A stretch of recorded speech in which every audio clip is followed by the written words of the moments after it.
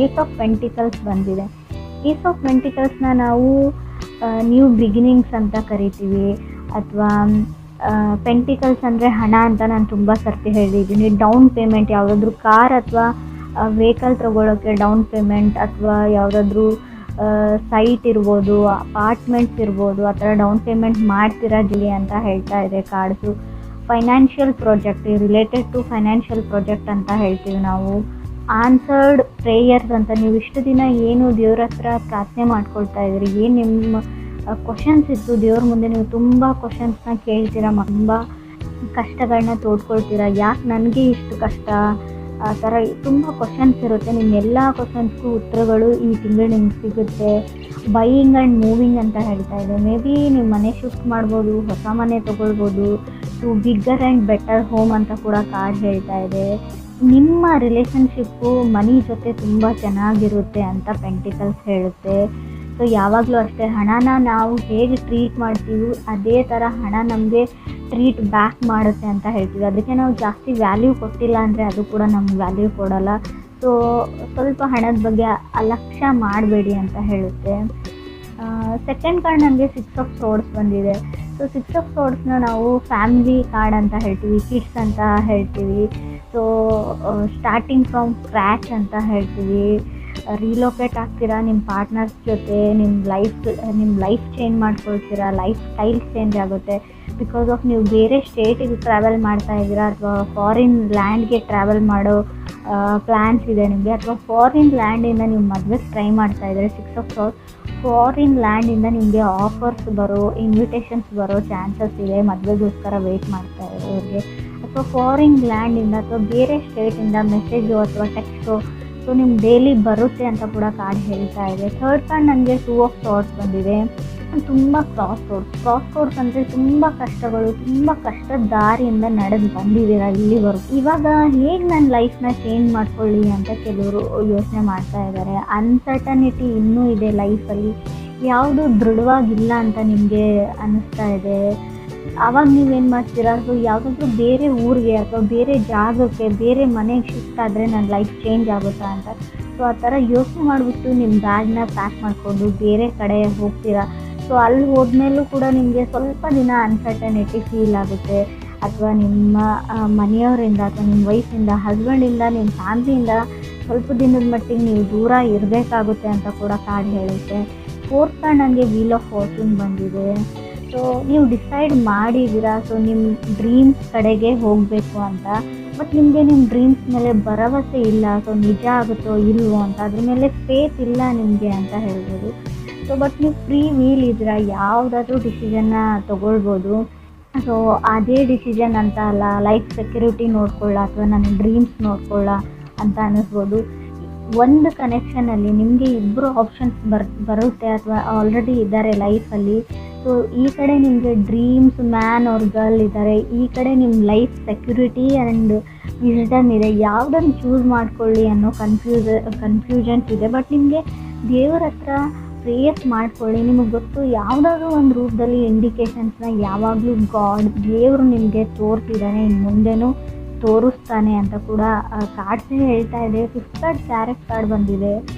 Forward moving ಅಂತ ಹೇಳ್ತೀವಿ, ಎಲ್ಲೂ ನಿಂತ್ಕೊಳ್ಳಲ್ಲ. ಕ್ಯಾರೆಟ್ ಕಾರ್ಡ್ ಬಂದರೆ ಒಂದು ವೆಹಿಕಲ್ ತೊಗೊಳ್ತೀರಾ, ಇಲ್ಲ 7th ಹೌಸ್ನ ನೋಡೋದಾದರೆ ನಾನು ತುಂಬ ಎಮೋಷ್ನಲ್ ಇದ್ದರೂ ಕ್ಯಾರೆಟ್ ಕಾರ್ಡ್ ಬರುತ್ತೆ. ಎಮೋಷ್ನಲ್ ಇನ್ ಕನೆಕ್ಷನ್, ತುಂಬ ಜಗಳಗಳಾಗುತ್ತೆ, ಆರ್ಗ್ಯುಮೆಂಟ್ ಆಗುತ್ತೆ, ಮತ್ತೆ ಪ್ಯಾಚಪ್ ಆಗ್ತೀರಾ. ಏನೋ ಗೊತ್ತಿಲ್ಲ, ಅವ್ರ ಜೊತೆ ಇದ್ದರೆ ನಿಮಗೆ ಯಾವುದೇ ಲಾಭ ಇಲ್ಲ, ಏನೂ ಇಲ್ಲ, ಅಲ್ಲಿ ನೀವೇ ಎಮೋಷ್ನಲಿ ಡ್ರೈನ್ ಆಗ್ತೀರ. ಬಟ್ ಅವ್ರನ್ನ ಬಿಟ್ಟಿರೋ ಶಕ್ತಿ ನಿಮಗಿಲ್ಲ, ಏನೇ ಆಗಲಿ ಅವ್ರ ಜೊತೆನೇ ಇರಬೇಕು ಅಂತ ಅಂದ್ಕೊಳ್ತೀರ. ಬಟ್ ಈಗೋ ಪ್ರಾಬ್ಲಮ್, ಸಡನ್ನಾಗಿ ಸಣ್ಣ ಪುಟ್ಟ ವಿಷಯಕ್ಕೆ ಜಗಳ ಆಡಿಬಿಟ್ಟು ಎಲ್ಲಿಗೋ ಹೋಗಿಬಿಡುತ್ತೆ ಅಂತ ಕೂಡ ಕಾರ್ಡ್ ಹೇಳ್ತಾ ಇದೆ. ಆದಷ್ಟು ಜಗಳ ಆಡದೇ ಇರೋಂಗೆ ನೀವು ಕಾಪಾಡ್ಕೊಂಡ್ರೆ ನಿಮ್ಮ ರಿಲೇಷನ್ಶಿಪ್ ಗಟ್ಟಿಯಾಗಿರುತ್ತೆ ಅಂತ ಕಾರ್ಡ್ ಹೇಳುತ್ತೆ. 6th ಕಾರ್ಡ್ ನನಗೆ ಕ್ವೀನ್ ಆಫ್ ಪೆಂಟಿಕಲ್ಸ್ ಬಂದಿದೆ. Queen of pentacles stability. So like real estate ವ್ಯವಹಾರ ಮಾಡ್ಬೋದು, ನೀವು ಏನಾದರೂ ತೊಗೊಳ್ಬೋದು ಅಂತ ನಾನು ಮುಂಚೆನೇ ಹೇಳಿದ್ದೀನಿ ಫಸ್ಟ್ ಕಾರ್ಡಲ್ಲಿ, ಏಸ್ ಆಫ್ ಪೆಂಟಿಕಲ್ಸಲ್ಲಿ. ಸೊ ಮೆಟೀರಿಯಲಿಸ್ಟಿಕ್ ವರ್ಲ್ಡಲ್ಲಿ ಫರ್ನಿಚರ್ ಆಗ್ಬೋದು, ಜ್ಯುವೆಲರಿ ಆಗ್ಬೋದು, ಆ ಥರ ಖರೀದಿ ಮಾಡ್ತೀರಾ. ಸೊ ಯಾರಿಗೋ ಆ್ಯನಿವರ್ಸ್ರಿ ಇರ್ಬೋದು, ನಿಮ್ಮ ಮದುವೆ ಆ್ಯನಿವರ್ಸ್ರಿ, ಸೊ ಯಾರ್ದಾದ್ರು ಬರ್ಡೇ ಇರ್ಬೋದು ಅಥವಾ ನಿಮ್ಮ ಫ್ರೆಂಡ್ ಸರ್ಕಲಲ್ಲಿ ಫ್ಯಾಮಿಲಿಯಲ್ಲಿ ಮ್ಯಾರೇಜಸ್ ಇರ್ಬೋದು. ಸೊ ತುಂಬ ಶಾಪಿಂಗ್ ನೀವು ಮಾಡ್ತೀರಾ, ಆಲ್ರೆಡಿ ಮಾಡಿದ್ದೀರಾ, ನಿಮ್ಮದೇ ಮದುವೆ ಕೂಡ ಕೆಲವ್ರದ್ದು ಇರ್ಬೋದು ಅಂತ ಕಾರ್ಡ್ ಹೇಳುತ್ತೆ. 7th ಕಾರ್ಡ್ 4 ಆಫ್ ಕಪ್ಸ್ ಇದೆ. ಸೊ ಮುಂಚೆ 4 ಆಫ್ ಕಪ್ಸ್ ಅಂದರೆ ನಿಮ್ಮನ್ನು ಯಾರೋ ರಿಜೆಕ್ಟ್ ಮಾಡಿದ್ದಾರೆ. ಇವಾಗ ಏನಂದರೆ ಅವ್ರು ನಿಮಗೆ ಎಂಟರ್ಟೈನ್ ಮಾಡ್ತಾ ಇದ್ದಾರೆ. ಯಾವ ಥರ ಅಂದರೆ ನಿಮ್ಮ ಜೊತೆ ಕಮ್ಯುನಿಕೇಟ್ ಮಾಡೋಕ್ಕೆ ಟ್ರೈ ಮಾಡ್ತಾ ಇದ್ದಾರೆ. ಸೊ ಏನಿದೆ ಅವ್ರ ಮನಸ್ಸಲ್ಲಿ ಅಂತ ಗೊತ್ತಾಗ್ತಾ ಇಲ್ಲ. ಆಲ್ರೆಡಿ ನಿಮಗೆ ನೋ ಹೇಳಿದ್ದಾರೆ, ಆದರೂ ಕೂಡ ಏನೋ ಮುಂಚೆ ಅವರು ನೋ ಹೇಳಿಬಿಟ್ಟು ನಿಮ್ಮ ಜೊತೆ ಕಮ್ಯುನಿಕೇಷನ್ ಸ್ಟಾಪ್ ಮಾಡ್ಕೊಂಡ್ಬಿಟ್ಟು ದೆ ವೆಂಟ್ ಕೋಲ್ಡ್ ಅಂತ ಹೇಳ್ತಾ ಇದೆ. ಸೊ ಬಟ್ ಇವಾಗ ಅವ್ರು ನಿಮ್ಮನ್ನು ಎಂಟರ್ಟೈನ್ ಮಾಡ್ತಾ ಇದ್ದಾರೆ. ಯಾಕಂದರೆ 8 ಕಾರ್ಡ್ 3 ಆಫ್ ಕಪ್ಸ್ ಬಂದಿದೆ. ಸೊ ನಿಮ್ಗೆ ಅನಿಸುತ್ತೆ ಅವ್ರು ನನ್ನ ಜೊತೆನೇ ಈ ಥರ ನಡ್ಕೊಳ್ತಾರ ಅಥವಾ ಬೇರೆ ಎಲ್ಲರ ಜೊತೆನೂ ಈ ಥರನೇ ಇರ್ತಾರ ಫ್ರೆಂಡ್ಲಿ ಅಂತ ಕನ್ಫ್ಯೂಷನ್ಸಲ್ಲಿ ಇರ್ತೀರ. ಆ ಥರ ವ್ಯಕ್ತಿ, ಸೊ ಮುಂಚೆ ರಿಜೆಕ್ಟ್ ಮಾಡಿರೋ ವ್ಯಕ್ತಿ ನಿಮಗೆ ಕಮ್ಯುನಿಕೇಟ್ ಮಾಡ್ತಾರೆ ಅಂತ ಕೂಡ ಕಾರ್ಡ್ ಹೇಳ್ತಾ ಇದೆ. 9th ಕಾರ್ಡ್ ನನಗೆ ನೈಟ್ ಆಫ್ ವಾಂಡ್ಸ್ ಬಂದಿದೆ. ಮೇ ಬಿ ನಿಮಗೆ ಅವರಿಂದ ರಿಜೆಕ್ಟ್ ಮಾಡಿರೋ ವ್ಯಕ್ತಿಯಿಂದ ಅಥವಾ ಅದರ್ ಪರ್ಸನ್ನಿಂದ ತುಂಬ ದಿನ ಆಯಿತು ಯಾವುದೇ ಮೆಸೇಜ್, ಕಾಲ್, ಟೆಕ್ಸ್ಟ್ ಬಂದಿಲ್ಲ. ಸೊ ಒಂದು ಮೆಸೇಜ್ ಬರಲಿ, ಕಾಲ್ ಬರಲಿ. ಸೊ ಆಲ್ರೆಡಿ ಅರ್ಧ ಮೆಸೇಜ್ನ ಟೈಪ್ ಮಾಡಿಬಿಟ್ಟು ಡಿಲೀಟ್ ಮಾಡ್ತೀರಾ, ನೀವು ಸೆಂಡ್ ಮಾಡಲ್ಲ.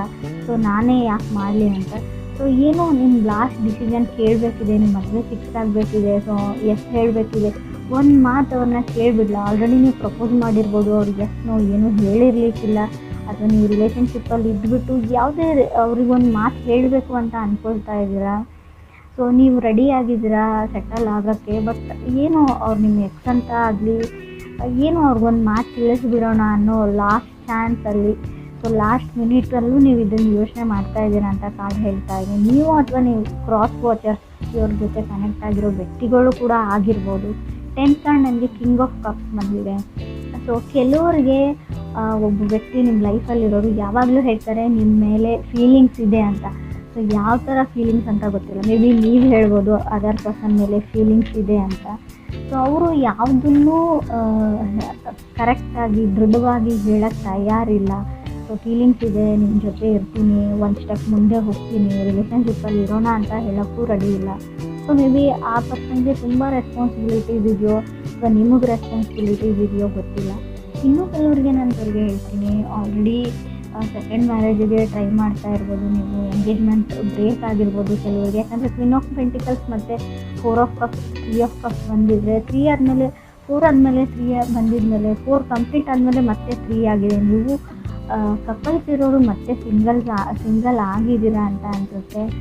ತುಂಬ ಕಷ್ಟ ಆಗಿರೋದು ಬಿಟ್ಬಿಡಿ, ಮುಂದಕ್ಕೆ ಹೋಗಿ ಅಂತ ನಾವು ತುಂಬ ಹೇಳ್ತೀವಿ. ಆದರೂ ಕೂಡ ಆ ಪರ್ಸನ್ ಮೇಲೆ ನಿಮ್ಗೊಂದು ಹೋಪ್ ಇದೆ ಅಂತ ಹೇಳುತ್ತೆ. ಸೊ ಖಂಡಿತವಾಗ್ಲೂ ಲಾ ಆಫ್ ಅಟ್ರಾಕ್ಷನ್ನ ನೀವು ಟ್ರೈ ಮಾಡಿ. ಯಾವ ಥರ ಅಂದರೆ ಆಲ್ರೆಡಿ ಆ ಪರ್ಸನ್ ನಿಮ್ಮ ಹತ್ತಿರ ಇದ್ದಾನೆ, ಅವ್ರ ಜೊತೆ ನೀವು ಸಂತೋಷದ ಟೈಮ್ನ ಕಳೀತಾ ಇದ್ದೀರಾ, ಅವ್ರು ನಿಮಗೆ ಕಾಲ್ ಮಾಡ್ತಾ ಇದ್ದಾರೆ, ಅವ್ರ ಜೊತೆ ಮಾತಾಡ್ತಾ ಇದ್ದೀನಿ ಅನ್ನೋ ಫೀಲಿಂಗಲ್ಲಿರಿ.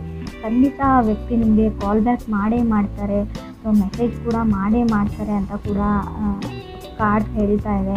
ಸೊ ನಿಮಗೆ ತುಂಬ ಟ್ರಾವೆಲ್ ಆಪರ್ಚುನಿಟೀಸ್ ನಿಮಗೆ ಸಿಗುತ್ತೆ. ಸೊ ಖಂಡಿತ ನಿಮ್ಗೆ ಅನಿಸ್ಬೋದು ನಾನು ಇರೋ ಜಾಗದಿಂದ ಬೇರೆ ಜಾಗಕ್ಕೆ ಹೋಗಲ್ಲ, ಪ್ಲೇಸಿಗೆ ಹೋಗಲ್ಲ ಅಂತ ಅನಿಸುತ್ತೆ. ಸೊ ನೀವಿರೋ ಜಾಗದಿಂದ ನೀವಿರೋ ಮನೆಯಿಂದ ಬೇರೆ ಕಡೆ ಹೋಗಿ ನೋಡಿ, ಹೊಸ ಜನಗಳ ಜೊತೆ ಬೆರೆಸಿ ನೋಡಿ. ನಿಮಗೇನೋ ಹೊಸ ಆಪರ್ಚುನಿಟಿ, ಹೊಸ ಒಂದು ಬಾಗಿಲು ಓಪನ್ ಆಗುತ್ತೆ. ನಿಮ್ಮ ಲೈಫ್ ಹಿಂಗೂ ಇದೆಯಾ, ಇದೇ ಥರನೂ ಇರ್ತಾರ ಜನ ಅನ್ನೋ ಎಕ್ಸ್ಪೀರಿಯೆನ್ಸು ನೀವು ಮಾಡ್ತೀರಾ. ತುಂಬ ಮೂಡಿ ಆಗಿಬಿಡಿ. ಸೊ ನನಗೆ ಯಾರ ಜೊತೆನೂ ಮಾತಾಡಲ್ಲ, ನನ್ನ ಲೈಫ್ ಇಷ್ಟೇ, ಸೊ ಯಾವಾಗಲೂ ನನಗೆ ಕೆಟ್ಟದ್ದೇ ಆಗುತ್ತೆ, ಆ ಥರ ಯೋಚನೆ ಮಾಡೋದನ್ನು ಬಿಟ್ಬಿಡಿ ಅಂತ ಹೇಳುತ್ತೆ.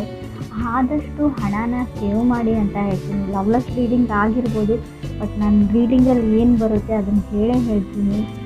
ಯಾರನ್ನೋ ನಂಬ್ತಾ ಇದ್ದೀರಾ, ಸೊ ಆಲ್ರೆಡಿ ದುಡ್ಡು ಕೊಟ್ಟಿದ್ದೀರಾ, ಸೊ ಇವಾಗಲೂ ದುಡ್ಡು ಕೊಡ್ತಾ ಇದ್ದೀರಾ, ನನ್ನ ಕಣ್ಮುಂದೆ ಬರ್ತಾ ಇದೆ ಅದು. ಸೊ ಸ್ಟಾಪ್ ಗಿವಿಂಗ್ ದೆಮ್ ಅಂತ ನಾನು ಹೇಳ್ತೀನಿ. ನಿಮ್ಮನ್ನು ಬರೀ ದುಡ್ಡುಗೋಸ್ಕರ ಬಳಸ್ಕೊಳ್ತಾ ಇದ್ದಾರೆ. ಅವ್ರು ತುಂಬ ಒಳ್ಳೆ ವ್ಯಕ್ತಿನೂ ಆಗಿರ್ಬೋದು, ಬಟ್ ಅದೇ ದುಡ್ಡಿನ ವಿಷಯಕ್ಕೆ ಫ್ಯೂಚರಲ್ಲಿ ನಿಮಗೆ ಮನಸ್ತಾಪಗಳು ಬರ್ಬೋದು. ಸೊ ನಿಮ್ಮ ಹತ್ರ ದುಡ್ಡು ಇಲ್ಲ ಅಂತ ಹೇಳಿಬಿಟ್ಟು ಹಿಂದಕ್ಕೆ ಕರ್ಕೊಳ್ಳೋಕೆ ಟ್ರೈ ಮಾಡಿ. ಸೊ ನನ್ನ ಹತ್ರ ಇದೆ, ನಾನು ಸಹಾಯ ಮಾಡ್ತೀನಿ ಅಂದ್ಕೊಳ್ಬೇಡಿ. ಬೇರೆ ಯಾವುದೋ ರೂಪದಲ್ಲಿ ಅವ್ರಿಗೆ ದುಡ್ಡು ಸಿಗುತ್ತೆ, ನೀವು ಒಬ್ಬರೇ ಇಲ್ಲ ಅಂತ ಕೂಡ ಕಾರ್ಡ್ಸ್ ಹೇಳ್ತಾ ಇದೆ. ಅವ್ರಿಗೆ ಹೆಲ್ಪ್ ಮಾಡೋರು. ಸೊ ಬಿ ಕೇರ್ಫುಲ್ ಅಂತ ಹೇಳ್ತೀನಿ. ಟ್ರಾವೆಲ್ ಮಾಡೋರ್ಗು, ಸಿಂಗಲ್ ಆಗಿ ವೆಹಿಕಲ್ಸ್ ಡ್ರೈವ್ ಮಾಡೋರ್ಗು ಸೊ ಸ್ವಲ್ಪ ಕೇರ್ಫುಲ್ ಆಗಿ